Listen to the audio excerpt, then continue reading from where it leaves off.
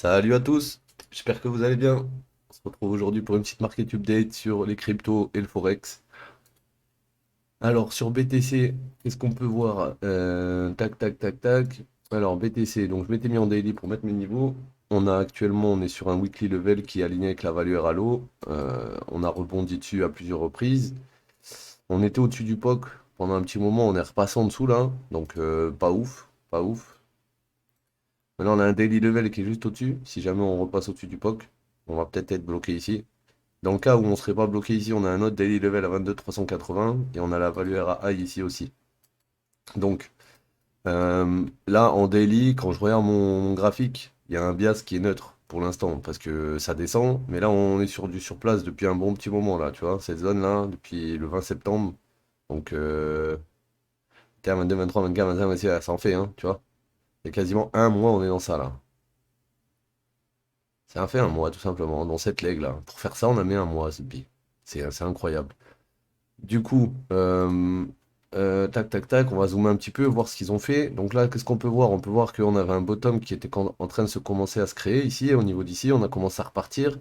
Là, on n'a pas réussi à retourner au-dessus d'ici, du coup, ils sont venus reprendre les lots. Et là, maintenant qu'ils ont repris les lots, on est toujours au-dessus de ce plus haut, de ce plus bas. Donc ça veut dire que actuellement, il faut pas repasser en dessous d'ici, hein, vraiment, parce que c'est ce niveau qui est protégé. Et idéalement, pour pouvoir monter, il faudrait prendre ce niveau, cette liquidité. Pourquoi? Déjà, dans un premier temps, il faut virer tous ces mecs. Et dans tous les cas, s'il doit descendre plus bas, on n'ira pas sans avoir pris toute cette liquidité-là. Donc on peut descendre, mais après on va remonter pour redescendre potentiellement ou remonter pour tout arracher. Donc là, ma liquidité interne dans mon range, elle est là, tout là. Et tout ce qu'il y a au-dessus, c'est ma zone probable pour short, d'accord? Donc dans cette zone, on short pas, surtout sur le BTC. On est sur un POC, on est passé un peu en dessous, donc ça veut dire qu'on est dessus quasiment. Non, on va éviter. Je vous avais dit, si on repasse en dessous de 1900, ça va commencer à être chiant. On est passé en dessous, on est déjà à 18 965. Donc patience, on revient dans ce tobé, on va voir si on a une réaction bullish derrière. Si on l'a, ben, on pourra avoir un beau petit move qui va retourner sur ces niveaux-là. Mais pour le moment, on l'a pas. Donc faut être patient les gars. Et la seule chose que vous pouvez faire ici dans cette zone, c'est prendre des scalps dans le petit time frame à chaque fois qu'on vient reprendre soit le plus bas, soit le plus haut de ta leg. Tu vois? Et c'est tout. Il n'y a rien d'autre à faire. Il n'y a rien d'autre à faire. Donc patience hein, pour les crypto traders. Il va falloir attendre un petit peu avant d'avoir de meilleurs moves. Parce que là, pour le moment, c'est pas fou. On est encore en train de créer de la liquidité égale. Donc potentiellement, on va à 10 encore. Si ça, c'est une ABC, on devrait aller au 100-123 minimum. Donc on va aller vérifier déjà où sont les 100-123. Hein. Hop. Voilà. Aligné avec le weekly. Donc 18 720, 18 500, c'est ma target, ça, hein, potentiellement. Ça veut dire que si on s'arrête dans une de ces deux zones, c'est bullish dans le sens, on peut repartir faire une C vers le haut. Mais si on commence à enfoncer les 123, qu'on vient plus vers les 161,8 ou pire, on va plus bas, bon, bah là, ça annule ta ABC tout simplement. Parce que ta ABC, ta B, elle est censée aller au 100, 123. Et dans les cas extrêmes, on va au 161,8. Donc on ne pourrait pas aller plus bas que 18, 120 dans le plan que j'ai en tête là tout de suite. Maintenant, s'il va en dessous, ça annule mon plan, tout simplement. Et dans tous les cas, je compte pas le shorter d'ici jusqu'ici. Donc, qu'il aille ici ou ici ou ici, ça ne change rien, d'accord? Je verrai ce qu'il fait en zone. Là, on n'est pas en zone, on fait rien. Voilà. Donc maintenant, on va aller faire un tour sur le Forex. Le Forex. J'aimerais bien mettre qu'on regarde aujourd'hui le cas de CHF, d'accord? Donc pourquoi le cas de CHF? Donc déjà on va aller voir en une heure, on avait une big résistance ici, ici, ici, après on a ce high ici, on était protégé entre ce low et ce high, d'accord? Tout ce qui s'est passé entre, c'est le range.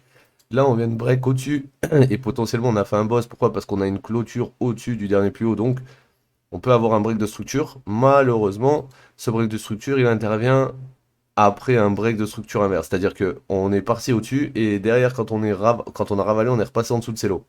Donc là, on est dans la zone où potentiellement il y aura un short à ouvrir. Ok? Pourquoi? Parce qu'on est en M15 et quand M15, quand tu as un break comme ça de structure, ça se passe dans la mèche. Et là, si on va en M1, tu vas voir, regarde ce qu'il est en train de faire. Des plus hauts, de plus en plus haut, et là le plus haut et des plus bas, donc potentiellement ça peut se retourner maintenant, comme ça peut encore chasser encore une fois au-dessus avant de redescendre.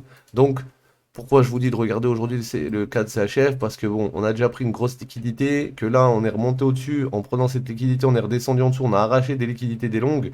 Donc potentiellement vous allez avoir une OTE vers le bas qui va se former comme ça, d'accord? Et vous allez, voilà, potentiellement TP sur cette liquidité là, d'accord? C'est l'eau égale là qui vont te permettre de t'éjecter. Et normalement, si on revient là, on va venir fil quelque chose ici, et ça revient à faire quelque chose comme ici là. On descend et on revient fil tout jusqu'à la petite zone. Donc on monte, on descend, on revient fil la petite zone. Donc on monte, on descend, on revient fil la petite zone. Ce serait parfait. Donc tu as une oblique aussi. Ici là, on était comme ça. Comme ça. Ça peut te servir pour prendre tes TP aussi. D'accord? Euh, Ouais, ça peut te servir pour prendre des TP.